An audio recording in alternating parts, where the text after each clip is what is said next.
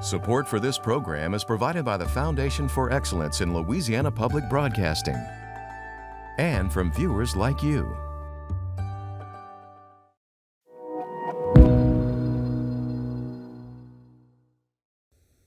Hello and welcome to Louisiana Spotlight. I'm Christina Jensen, your host for tonight's show. Louisiana shrimpers, once a thriving community, are now struggling to stay viable as an industry. Tonight, we take a close look at the problems in the shrimping industry and how they have trickled down into every aspect of Louisiana's favorite seafood. We are exploring everything from increasing foreign imports flooding markets to restaurants and shrimpers' attempts to keep up with new rules and regulations. Gulf Coast shrimping has been around since before Louisiana was born.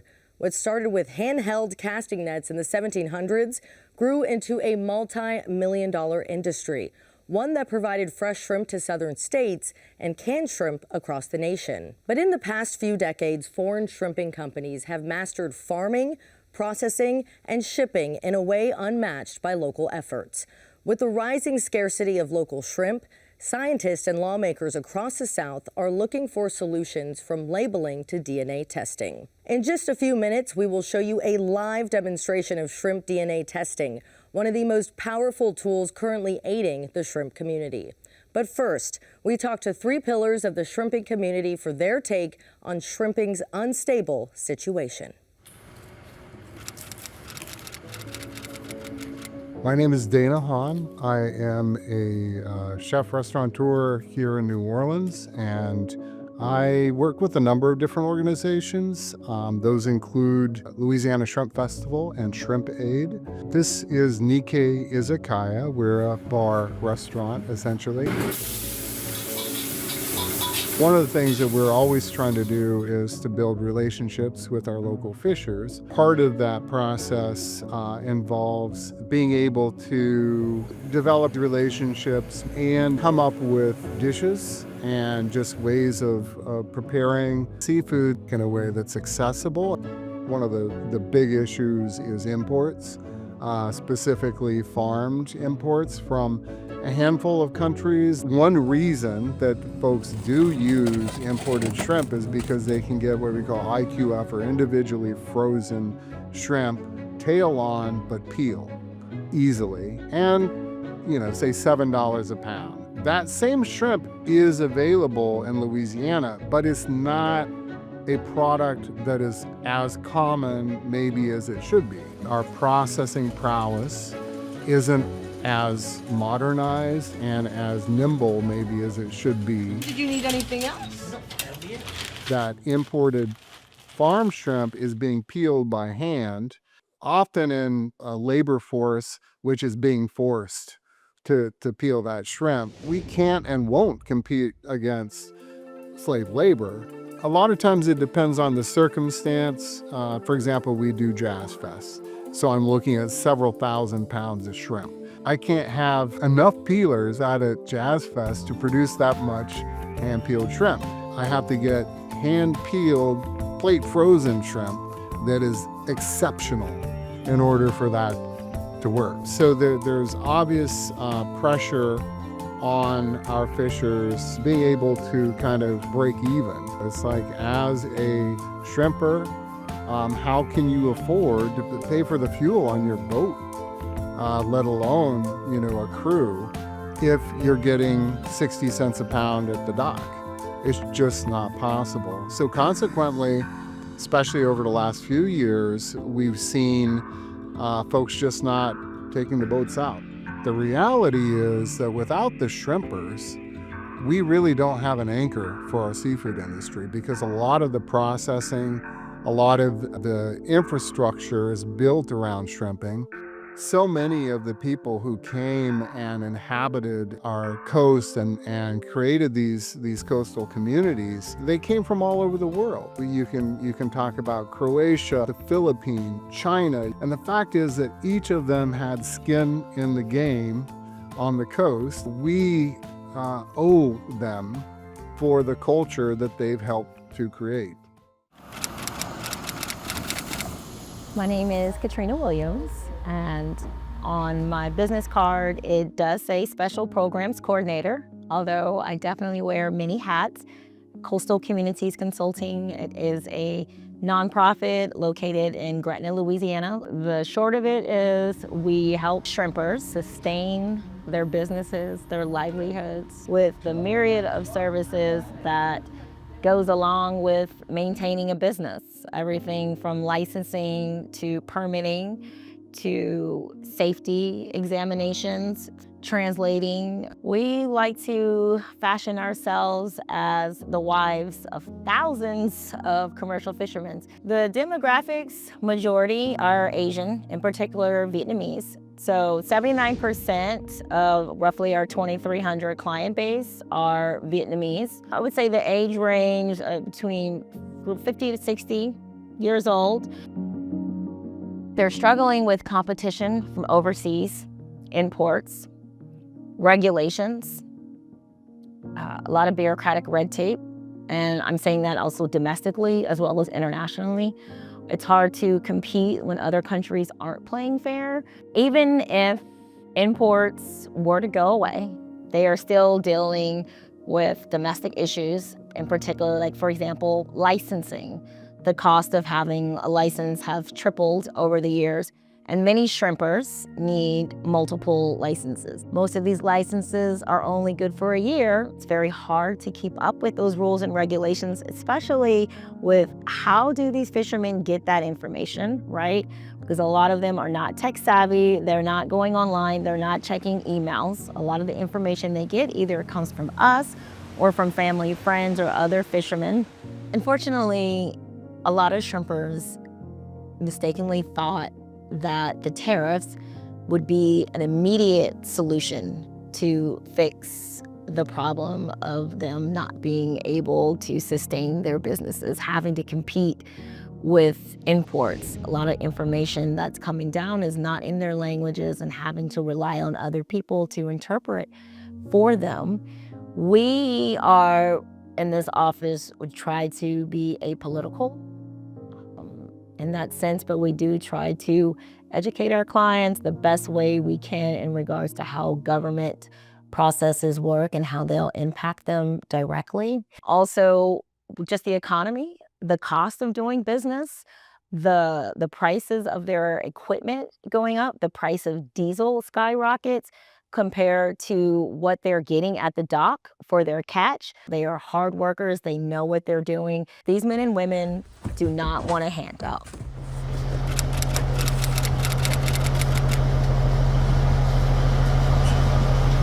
My name is George Barrises. I'm third generation commercial fisherman. 60 years ago, I was 10 years old. I'd go out every summer with my dad. There was hundreds of shrimp boats on this bayou. Now there's 10. That goes to show you how bad it was. There was 30,000 of us in Louisiana. Now we're down to 2,500. Production is a bit about the same, okay? But the price is so low for the shrimp product that we sell at the dock, not necessarily to individuals, because we get a fair price for that, but it's just not enough. About 14 years ago, the influx of imported shrimp just skyrocketed. The more they supplied, the less I was able to sell of mine. So my price had to go down for me to sell a little bit more. So now we only sell about 6%. 93, 94% is imported shrimp. But you don't know that because when you see on that package, you see processing USA, product of Indonesia on the thing. Back in the 80, 86, I was getting $210, $220 a pound for the shrimp I'm getting 60 cents a pound for. Now you do the math, it don't work. I do feel hopeful about Trump's tariff because it actually worked before he even got elected. From last year to this year, my price doubled. But I was only getting 60 cents a pound, it doubled to $1.20. 1980, I got $2.10, so we've still got a long way to go. It's just getting smaller and smaller and smaller. People just can't make it. To run this particular boat right now, it's anywhere from $400 to $450 to $500, depending on how many days I'm gonna be going.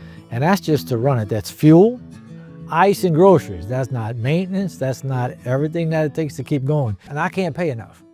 Even if I give the deckhands more, I can't keep a good deckhand. So it's all about money.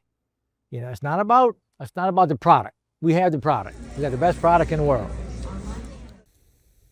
After the passing of Senate Bill 166 in 2024, Restaurants and grocery stores that sell imported shrimp started labeling their menus and packages with big and bold imported labels. But not all food suppliers have been completely honest. That's where David Williams and Seed Consulting's Right Test come in. David, thank you for being here tonight. And also joining us is seafood testing technician Hannah Brown. Thank you guys so much for being here. Thank you for having us. So in front of us, we got the Right Test, which analyzes the DNA of shrimp, and it will tell us where it came from, if it's been imported or if it's from the Gulf. Talk to me a little bit about how you guys came across this test. We've been doing technology associated with DNA testing for about 4 years. It started with COVID, and basically there was a large grocery chain that wanted to know whether or not their grouper was grouper, their snapper was snapper. And we did work for that, and we developed the basics of the Right Test. And then we started to see huge problems in the shrimp industry. So what we did is we knew that 90% of the shrimp sold was imported farm-raised shrimp, which is a species called Vanamay shrimp. Oh, wow. And what we did is we developed this test, which is an in-field test, to actually identify whether or not the shrimp being served on the plate in a restaurant or anywhere else is the farm-raised shrimp, which is generally imported, or the Gulf shrimp, which is wild-caught. Y'all have really become like undercover detectives going into all these restaurants. Can you talk a little bit more about that? Yeah, what we do is, to me, it's very, very important to maintain the brand that is American wild-caught shrimp. Because if you have a friend coming in to Louisiana, most of the time, one of the reasons they say they're coming to Louisiana is to eat fresh Gulf shrimp or fresh Louisiana seafood. And a lot of the times they believe they're getting it and they're not getting it. And that basically is a huge expense and a problem for the seafood industry. It's also like a tax on restaurants doing the right thing, because if you're serving Gulf seafood, it's more expensive to buy. And the people who serve imported shrimp and say it's Gulf shrimp basically charge the same amount of money. Exactly. So let's try out the Right Test, right? We have 2 shrimp in front of us from nearby restaurants, and now we're going to test the DNA to see if they're from Louisiana or imported. So what is the first step in this process, Hannah? All right, so the first step, what we're going to do is we have our full shrimp sample. Whenever they're ready to start being tested, they're usually 4 shrimp in a Ziploc bag, just like this. These samples are known samples just to validate the test and make sure that everything is working well whenever we're testing unknown samples. Okay. So the first step that we're going to do is I'm just kind of take back all of the breading and everything and get towards the middle to get more of a cleaner piece of tissue. And in here I have a lysis buffer that's going to begin the breakdown of the DNA. And whenever we grab our DNA, we just use a single-use toothpick, so it's very cost-effective. Yeah, pretty simple. And I'm just going to stick the clean end into the bag here. So from there, I'm going to put it in my tube that already has my lysis buffer. Okay.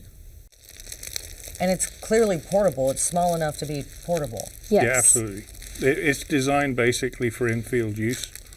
It's most probably about 1 or 2 days training to get technically proficient at carrying the test out and being successful with it.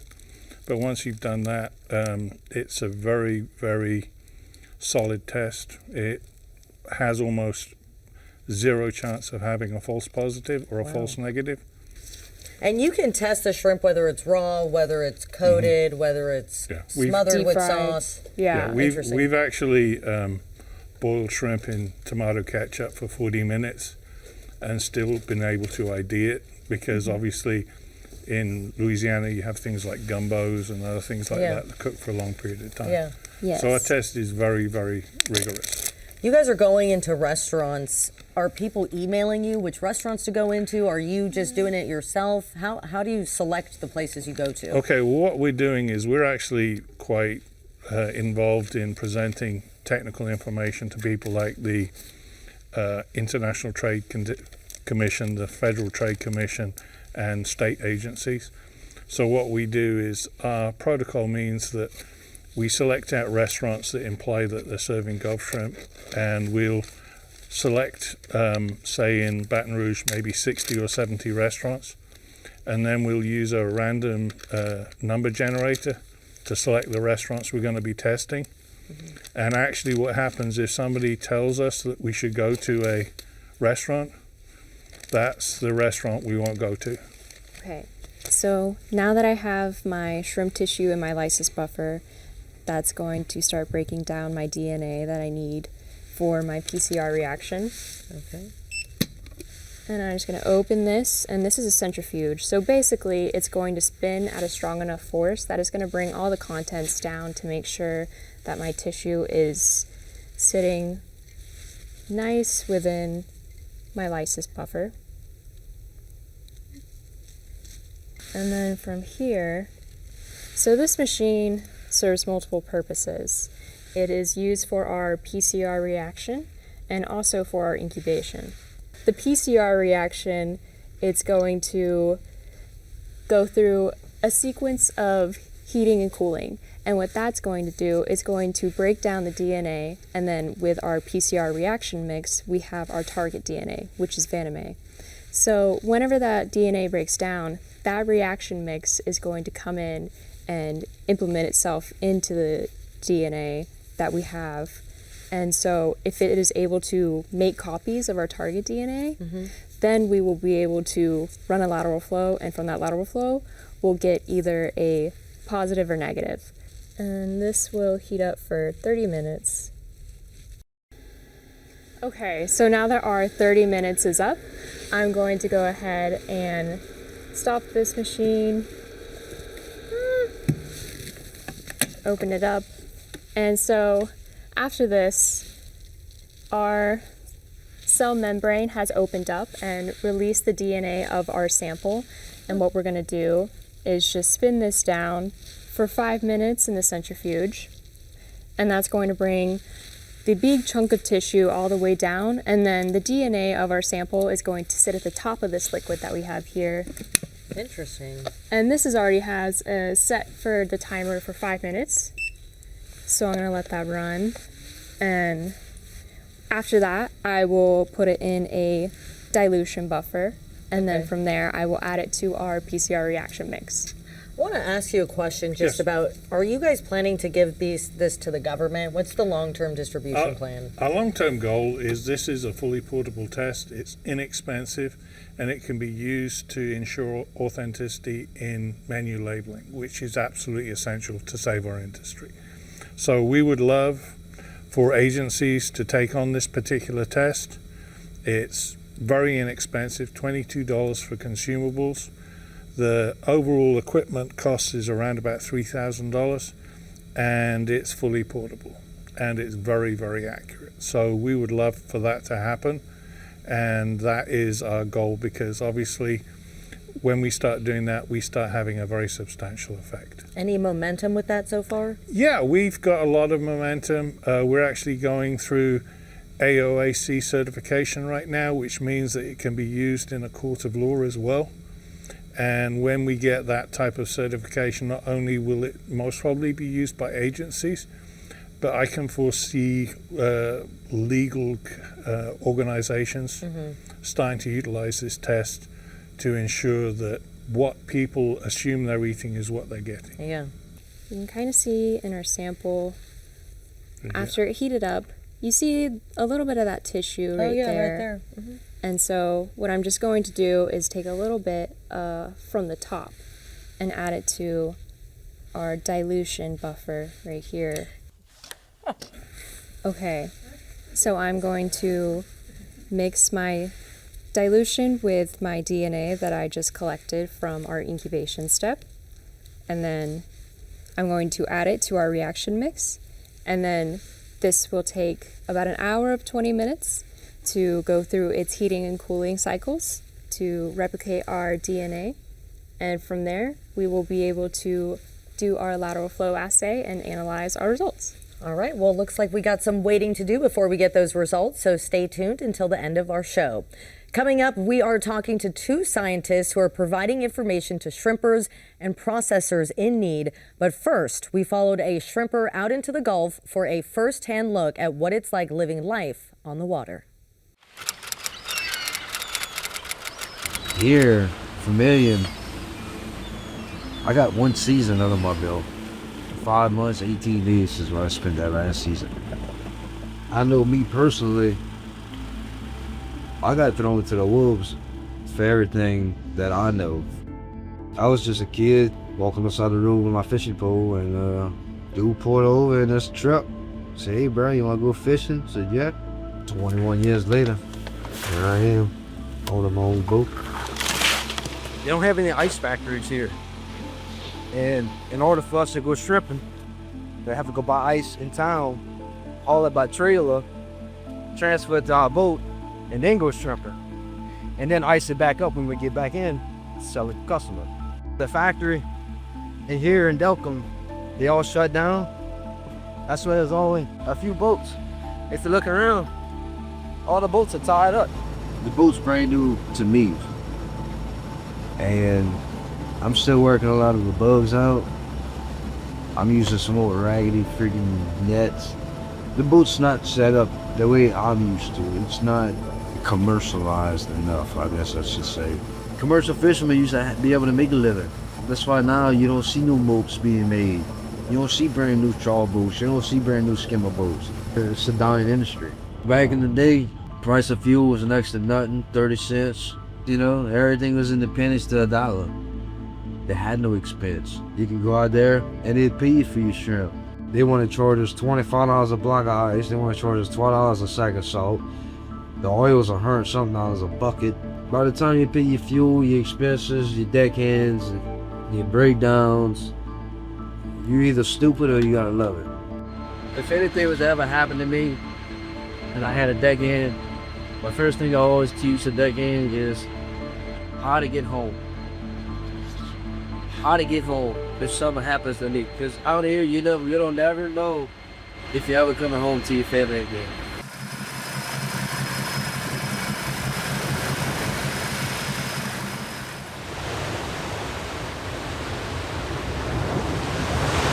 See that on the side of the shrimp? That's eggs. When shrimp lay eggs, they come out the side of the fish. And when they first get pregnant, that's how they look. Once everything dies, the fish is sink. I mean, the shrimp will sink, and the fish will float. And you scoop them out like the dead fish in the aquarium. For me, it's giving back. When I was a teenager, I used to cause problems. I didn't have a dad figure, so I acted out. This is my way of giving back to the community. Personally, I live by the saying, you teach a man how to fish, who's gonna eat the rest of his life. I like teaching people how to fish. And I wish the older generation would have felt the same way, because they ain't got people that can make nets no more. The ones that you see doing it are 60, 70, 80 years old. You know, they can barely do it anymore. I say I'm tired. I can scream, holler, cry, complain, yell, throw stuff. I'll be back tomorrow, or I'll be back the same day later. I just gotta catch a breath at times, because it's a very stressful job.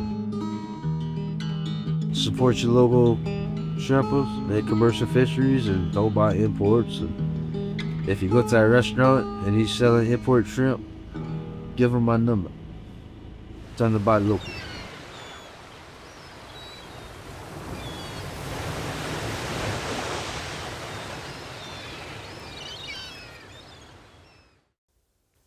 At Louisiana Public Broadcasting, we strive to include all sides of the conversation.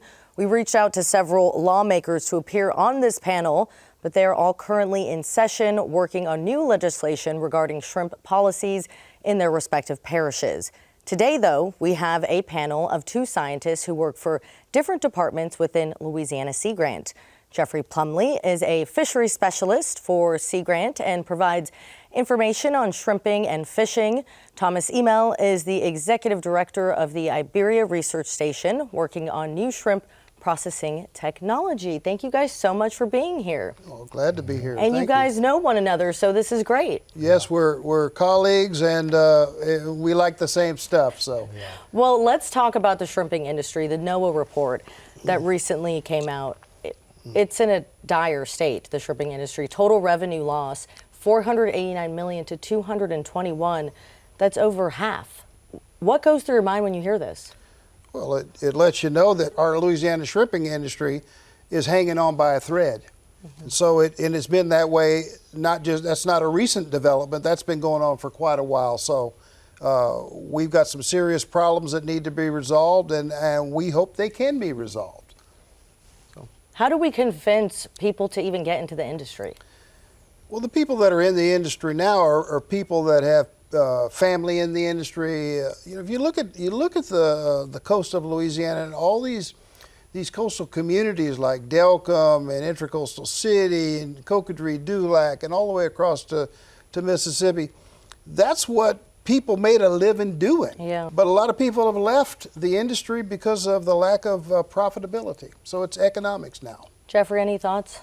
No, just to echo what Thomas said, it's very hard to convince somebody to go out and pick up where their parents or their grandparents left off when there's really no profitability in it for them. We've got an aging shrimping population, an aging fishing population. It's kind of a dying breed, and it's tough to convince somebody to pick up that mantle when it's not profitable anymore. And the revenue loss due to imported shrimp, just in the United States alone, it's drastic. Well, that's the big thing. It's all about imports. It's all about market share, and over 90% of the shrimp that we eat in this country actually come from somewhere else. Most of it's imported from Asia or from Mexico or from Ecuador and South America. But in these tropical areas where they grow these shrimp in ponds. You mentioned you've been to one of the ponds. Well, if you go down to Ecuador, that's where a lot of this is grown, and what they do there, they grow them in the mangrove areas along the coast where they've cleared out mangroves and they built ponds, and that's a huge industry. I was down there just a couple of years ago working with some commercial fishermen, and you see it everywhere you go. Shrimp farming is big down there. That can't be healthy, though, these coastal marshes. Do we know? Do we have information on that? We don't know.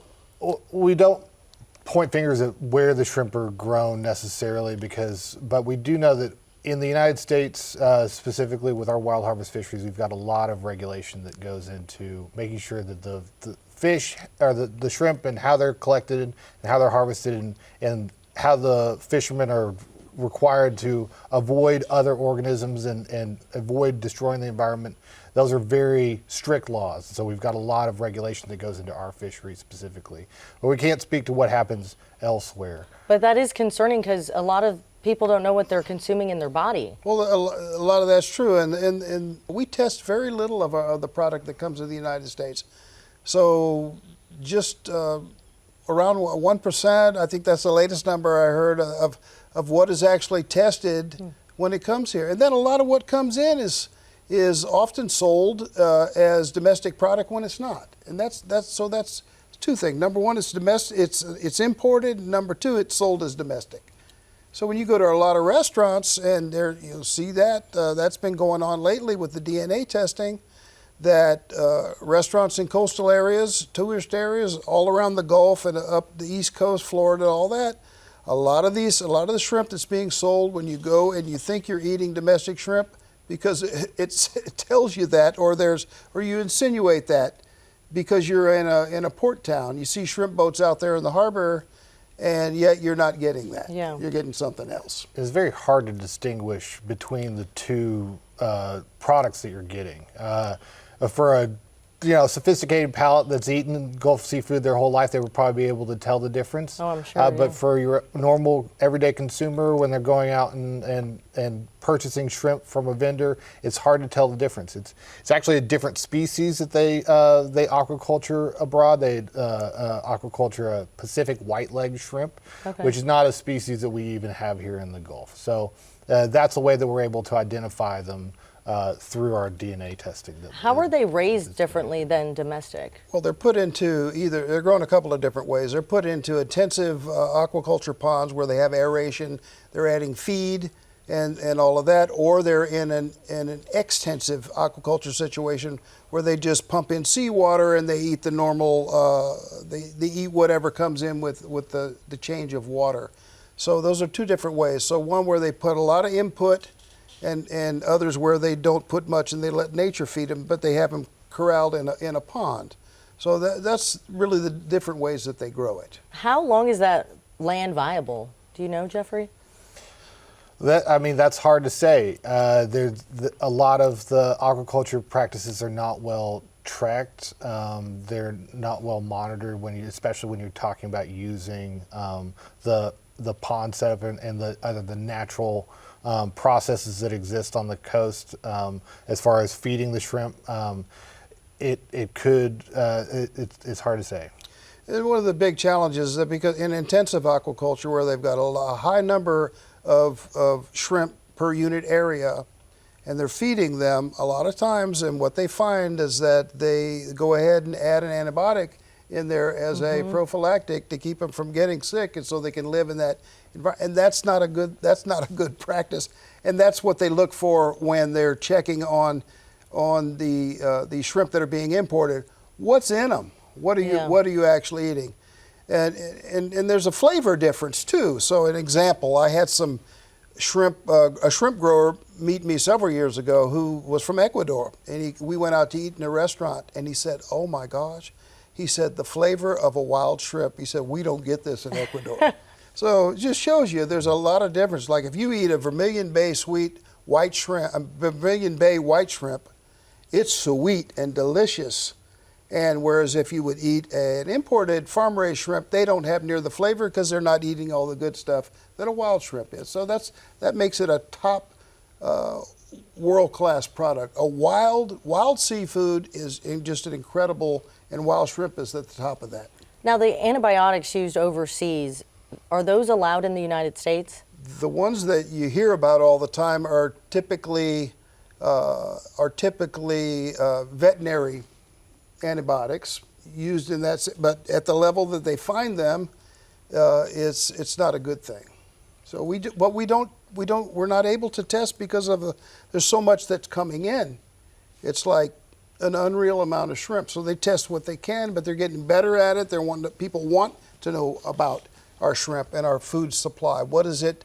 What's in it? How good is it? What do we need to look out for as a consumer? It's very difficult, especially when we're considering that we are importing 93% of the shrimp that's eaten in the United States, to be able to sample it efficiently and effectively for all the product that's coming in. But that process is getting better. For the consumers, the consumers can look at if you're going to the grocery store, look at the bag, look and see the country of origin is on all of. If you go to a restaurant, ask where it came from, and all this, so that you know what you're eating. And so that's the way. Be an informed consumer. But what is concerning is we have a lack of processing facilities here, and overseas they do not, and they have cheaper labor cost. There's a lot more people there willing to work and do that kind of work. It's hard to get labor here in the United States to work in seafood processing plants of any kind. So that's why that the folks here are upgrading to mechanized, more and more mechanization in the shrimp plants to help overcome the labor. A lot of people this year are not getting their labor because a lot of the labor we use is H-2B foreign guest workers from Mexico, and they didn't get the number of workers that they needed this year. It's just it's a real challenge. Well, Thomas, you have some new innovations. We actually took a trip to your seafood demonstration lab in Jeanerette and got a walkthrough. Let's take a look at that right now. Welcome to the Iberia Research Station, LSU Ag Center, and to our seafood processing demonstration lab. We're all about economic development in the shrimp sector of our seafood industry and all the others as well. So we're going to go ahead and demonstrate this machine now. This machine is called a Pronto Shrimp Splitter. And what it does, it'll take a head-on shrimp or a shrimp with the shell on it, and you can run it through here and it'll split it to different depths. This is a real time saver. This machine has capacity to do different types of sealing. You can just take this tray and just put a film on it, or you can actually do a vacuum. So let's go ahead and do that. We have some peeled shrimp here. And ta-da! So you have a high quality product and a really appealing packing. This is our seafood quality training lab. We brought this all around the state to shrimpers meetings, to shrimpers events, seafood events. This trailer has a generator so we can bring it anywhere. It has a brine freezer on it so we can teach how to do proper brine freezing like the offshore boats use. That's how they go offshore for weeks at a time. Then when we're doing plate freezing, we also have chiller so we can pre-chill all of our shrimp so that when it goes into the freezer, it freezes really quickly and gives you the best quality. This is a contact plate freezer here.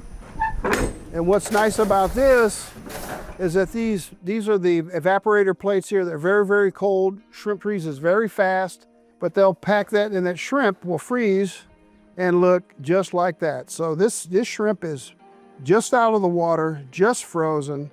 And you thaw them out, they look like they came out of a cast net. So it's really, really high quality, top shelf in the marketplace.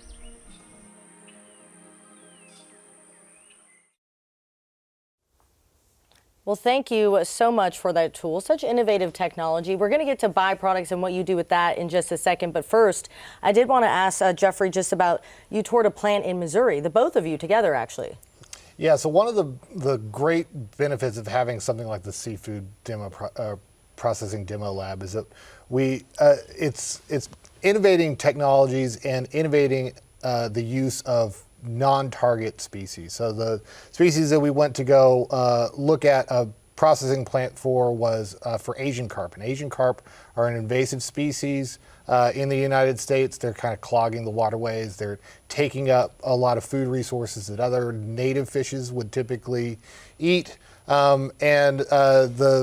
The processing plant that we went to go visit was looking at how they can use these invasive species that are not traditionally eaten and create food products out of them. So they were creating food products that was related to their minced flesh that they would use in things like surimi, which is your fake crab meat. They were creating patties out of it. They were using the swim bladders, which is how fish stay buoyant in the water, and exporting them to Asia. And that type of innovation and utility of a non-target species is exactly what's getting done at the Seafood Demo Lab.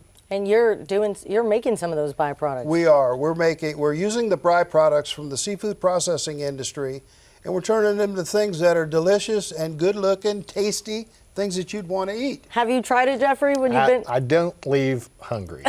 Whenever what are some of the products? Can you tell us? Well, for an example, we can take a buffalo fish. Okay, what the buffalo fish, and so it doesn't have horns. Most people don't know it exists, but we catch a lot of that in Louisiana freshwaters. We take those fish after the process of taking the fleshy ribs out of them and sold those.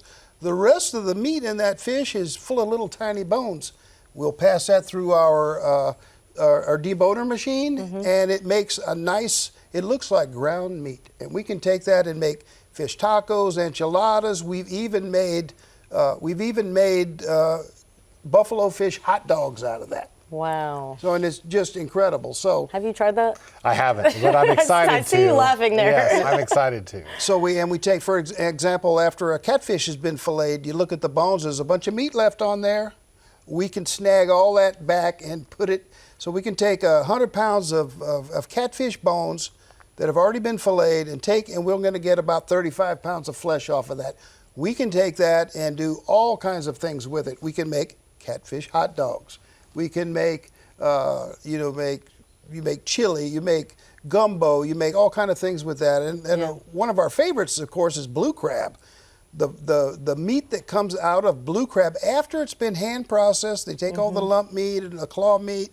We get all the rest of it. So 100 pounds of that gives you about 40 pounds of blue crab mince. And the things that chefs are doing with that will just blow you away.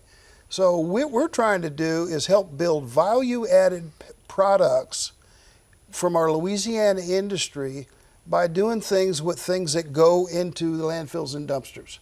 So that's what we're doing, and we've got, our freezers are full of all kind of things that we make. We make boulettes, garfish meatballs. We make stuffed shrimp. It just does, it doesn't end, and they're all delicious. And so that's what we're doing at the lab. Those are some of the things. That's interesting. I want to talk about the future of the shrimping industry. Jeffrey, let's start with you. Where do we go from here? Well, we've had a little bit of a couple rough years, specifically in 2023 and 2024, but 2025 was a little bit of an uptick. We're starting to see a higher price per pound at the dock. We're starting to see more value, more revenue entering the pockets of our shrimpers, but that's not quite enough.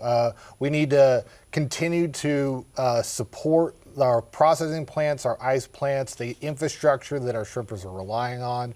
We need to make sure that our shrimpers are getting a good quality price per pound when they're coming to the docks and being able to sell their harvest, their catch.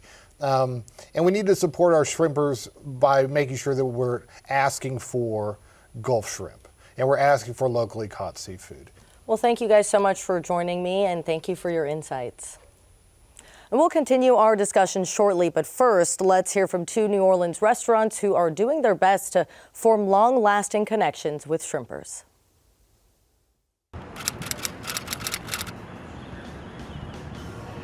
My name is Ryan Pruitt with Pesh Restaurant. We've had Pesh for a little over 12 years. I've been working in New Orleans for a little over 20 years.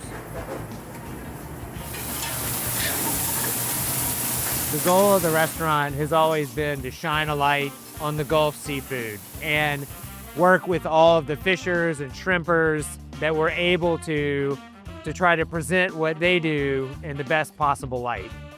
Shrimp is a big selling dish. Shrimp and tuna and salmon are the three highest selling seafood items in the country. So it's a big part of our menu. It's a big part of the identity of seafood in South Louisiana. We have bought, since the day we opened, all of our jumbo and sort of medium shrimp that we use in all of our presentation dishes and our gumbos from one guy, from a shrimper named Dino. Every night we place an order with Dino, and every morning that order shows up at our back door. And the magic that happens between those two moments is him being out in the boat with his brother catching those shrimp. We pay Dino probably more than we would pay a wholesaler for a similar quality shrimp. But what we've done is that we've created a supply chain that works both directions. So we get fresh shrimp whenever we want it, and Dino makes enough money to continue shrimping. Being able to represent our region to all of the people that travel here from around the world is very important, and I think it does the quality of products that we have down here a disservice to misrepresent where it came from and sell people products as Louisiana seafood that aren't.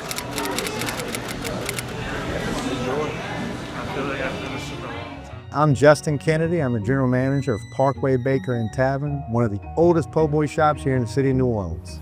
Parkway Bakery's #1 seller is Louisiana fried shrimp. I mean, we're battering and frying over 2,000 pounds a week, and that's a 5-day work week. When I was a boy, there was more seafood houses you could go to and buy fresh local fish and crab and oysters. There was more plants around. You'd go down to the harbor and buy shrimp, off the boat. And my dad and my uncles and parents used to tell me back then, when that was going on, that it ain't nothing like it used to be. And that's when I was a kid. I have family members who are fishermen. I have families who work on shrimp boats and fix up the hulls. Even today at Parkway Bakery, all my shrimp comes from the Gulf, but it is brought in the Biloxi, Mississippi and packed and sent to Parkway. There's only a few packers left. Anybody in a shrimp in town can tell you that's probably the same story. I know one thing, and you can talk about money, you can talk about stability, take all the variables out. What I stick to is that it's right to buy local seafood. Why are you gonna be in the mecca of local Gulf shrimp and go buy somewhere else, you know? You can't beat the smell of fresh Gulf shrimp. It's like the best smell in the world for me, you know? And when you see that fresh shrimp, especially the big ones, the colors are so vibrant to that local Gulf white shrimp. Gulf seafood is a part of the culture. It's outlasted generation. It was the base of financial stability for many families. And that's the big ingredient, right? That's the big secret. Yeah, we flour it up, we batter it up, we fry it like everybody else. What are we doing different? We're putting it on the same bread, you know? But what's the difference is it's that local, fresh Gulf shrimp. Well, we are back with a new panel of experts, this time from different areas within the shrimp industry. We got Paul Madinka, co-owner of Kuyon's Barbecue, whose restaurant is pushing to use local shrimp despite the rising cost. Kim Chauvin, owner of Kim Chauvin Seafood Company, a seafood processor serving fresh shrimp out of Dulac and Grand Isle, Louisiana. Thank you guys so much for joining me. This is an important topic we're talking about. Paul, I want to start with you. Sure. We just saw in that video that one of the owners in New Orleans is having to go and get his shrimp packaged in Biloxi. You have several restaurants here. Are you running into the same issue? Same issues, yeah. You know, there's just not the processing needed in Louisiana, you know, anymore. So the shrimp that we're using, like he said, it is Gulf shrimp, but it's being sent into Biloxi to be processed and then goes to our distributors, and that's where we get it. Is it due to the lack of infrastructure, Kim? Some of it is, and then some of it's who you're using as a distributor. Like if you're using the bigger distributors, I think that they do have contracts with bigger possible companies, but a lot of what we do in it is probably about 25 million pounds between the docks, and it goes out of state. Some of it stays in state, but some of it goes to Texas, some of it will go to Alabama, some of it goes to the East Coast, a lot of it goes to Mississippi, probably using our shrimp. So it's good. Yeah, it goes. It's good. So I want to talk about labeling seafood in restaurants though as well. Is that something, as a restaurant owner, do you think that this is going to help the industry? Yeah, I think so, and you know, but what you start to wonder is, you know, how many of your consumers, you know, how does it matter to, especially with people that we see out of state and younger generations. We have found in our restaurants that while it's really important to us, and while it's important for us to serve that Gulf shrimp because we think it's the best, you know, we wonder, you know, as time goes on, how important that's going to stay. It really is the best. Kim, any response? So I would think in that part, it was the law was made so that people would have a choice. They would know, because a lot of people were told, and probably, you know, your restaurant is serving our Gulf shrimp, but then a lot of people were told that they were serving Gulf shrimp, and now they have the DNA testing and they got caught, which made it an unfair advantage for people like Kuyon's that are using Gulf seafood and have to have that higher price. It made it unfair to them because these people were buying imported shrimp, and they were, I guess, lighting that price, but they were not being honest with their consumers. And I think that at the end of this, does it help the industry?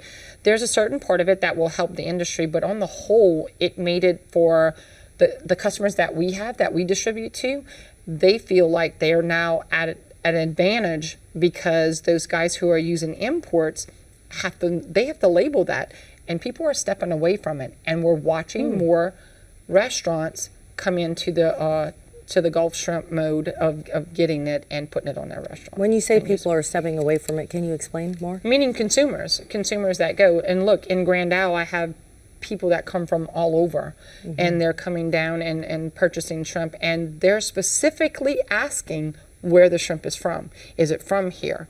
And I'm like, yep, right out of the waters right here, you know. So it's great showing them that. But even in Dulac, it's the same thing. People want to know where food is coming from. This Maha movement has moved people like I have never seen. I've been doing stuff for 36 years differently. But I'm telling you, it's opening people's eyes to see what is out there and what's coming into our country. Yeah. Yes. Well, I want to also talk about, we have a flood of imported shrimp. Sure. And as a restaurant owner, it has to be concerning that one day there's not going to be enough local shrimp and you're going to have to go to imported. I want to get your take on this first. Yeah, we ask ourselves that question all the time. I mean, we see the prices going up. We see the availability going down, and we have said before, we're starting to see the writing on the wall, and we don't want that to be the case. We want to continue to support, our these shrimpers that are in the Gulf doing what so few are doing anymore. But so much of the shrimp that is used in the United States now is imported. Yeah. As I said earlier, you wonder how much the consumers are concerned about it. Kim, is that a concern for you, seeing you sell a lot of shrimp? Not at this point. I see the same amount of poundage that we're throwing down each year. I don't see us trickling away from anything at this point, especially in my lifetime, but even on the hereafter. Will it depend on who comes into the industry to take our places? I'm sure that it will.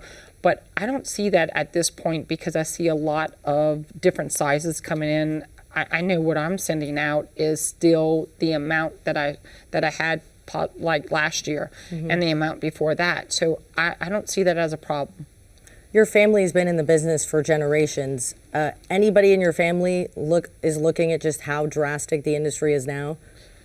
So when I came into it in the 80s, late 80s, things have changed due to government regulations. Those same government regulations that the government just gave a broad stroke to the oil and gas industry to not have to follow certain regulations, we're the most regulated industry that there is right now. So you've taken a lot of people out of it just due to regulations. People that would gladly come back into this industry as long as it is profitable.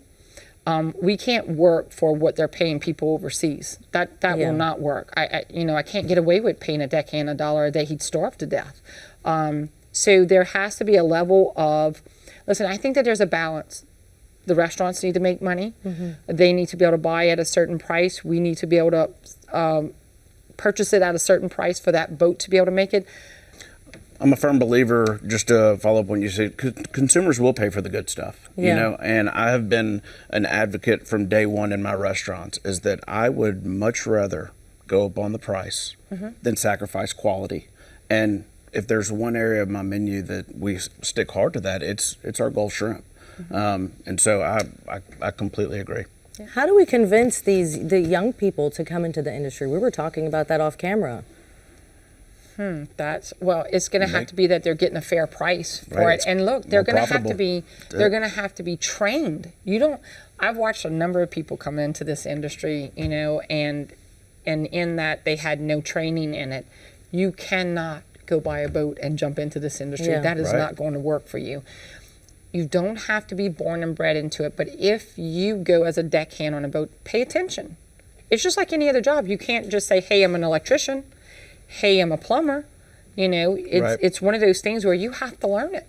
So some of it is working to mentor people into that industry. Well, we're running out of time, but last thoughts on where you think the future of this industry is going.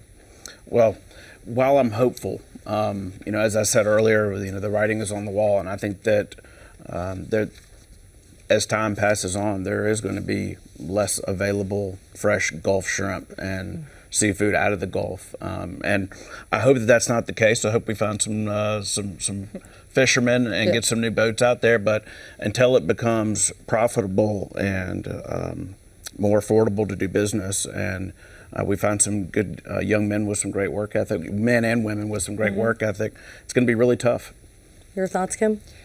I think that some of the things that we're working on in DC will prove to maybe open up some doors to get younger folks into the industry, and that is one of the acts that they just passed, and I think it's the American Seafood Act, where we are going to be opening things to where we can go in and get loans that the agriculture people have access to, where we didn't have access in that part. So I can go in, get a loan, and upgrade equipment that I really feel that needs to be upgraded. There are those things, and then there are the parts where just teaching people how to do this job, mentoring people, opening up the business side of it, because it's not just getting on a boat and going to get shrimp that they need to be taught. It is the business part of this, so that you are always on the up and up with the people that you're doing business with. Look, my whole restaurant division that I deal with, that I distribute to, knew exactly what was going on for this oil spill, the 2026 Loop oil spill. They knew what was happening, where it was, what was going on. We let them know right away what we were going to be doing. That's important. Communication. Thank you so much for joining us to talk about this very important topic. Well, it looks like our test results are ready. Let's go back to our portable lab and see what David's got for us. So our results are ready. What did you discover? So we found that our 2 unknown samples tested negative for imported shrimp, but our 2 known samples, our controls, did test as expected. So that means that the test is working and it is accurate. So how does it show a positive? Can you pull up the strip and a positive result for being imported? From our positive control here, we have 2 bands. So the top band is our control band, which is going to come up on all the tests just to show that the test and strip itself is working. And right here is our target band, which means you have your target DNA, which is our Vanamai shrimp. So if you have our 2 bands, then it is a positive result. Are you surprised that this is not imported? I am actually surprised, because the actual restaurant indicated that it was an imported shrimp. They had a menu statement saying we do serve imported shrimp. However, because it is a small peeled shrimp, the cheapest product comes from the Gulf anyway. So this is most probably Gulf shrimp, which they've used because of inexpensive costs, and other items on the menu might have been imported shrimp. So both of these shrimp are American wild-caught shrimp, and we appreciate the restaurants for buying product to save our industry. And we appreciate you guys for doing what you're doing across the state and for showing us this test. Thank you guys so much. Thank you for allowing us to pull out the story further. Of course. Well, I'm afraid we have run out of time for our discussion, and I want to thank all of our guests for sharing their perspectives on this critical issue facing our state and the entire Gulf Coast. So what do you, our viewers, think? We encourage you to comment on tonight's show by visiting lpb.org/Louisiana Spotlight and clicking on the Join the Conversation link. We'd love to hear your thoughts on the future of our once thriving shrimp industry. Thank you for watching, and remember that when generational careers seem to be at their end, they can get a lift with a push in the right direction.